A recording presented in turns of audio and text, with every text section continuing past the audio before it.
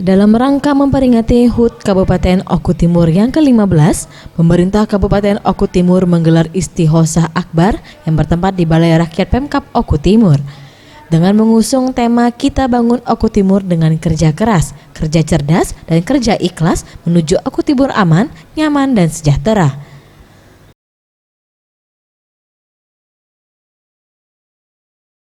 Kegiatan Istighosah Akbar ini dihadiri Bupati Oku Timur Khalid Mawardi dan Wakil Bupati Oku Timur Ferry Antoni, serta sekda dan seluruh asisten staf ahli kepala OPD dan camat yang ada di Kabupaten Oku Timur yang dilaksanakan di Balai Rakyat Pemkab Oku Timur.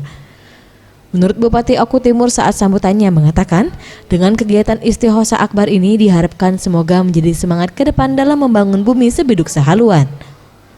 Istighosah ini adalah sebagai ungkapan rasa syukur kepada Tuhan Yang Maha Esa atas nikmat yang telah diberikan kepada masyarakat Oku Timur, sekaligus memohon ampunan dan petunjuk dalam pembangunan, karena dalam membangun pasti selalu ada yang kurang, baik itu kepada masyarakat maupun kepada Sang Pencipta. Hari ulang tahun yang ke-15 Oku Timur adalah momen yang sangat bagus, momen yang sangat tepat, momen yang sangat dinanti-nantikan oleh kita semuanya.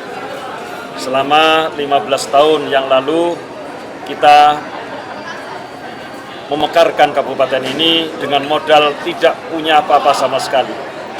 Alhamdulillah syukur setelah 15 tahun kita bangun, sudah banyak yang kita laksanakan.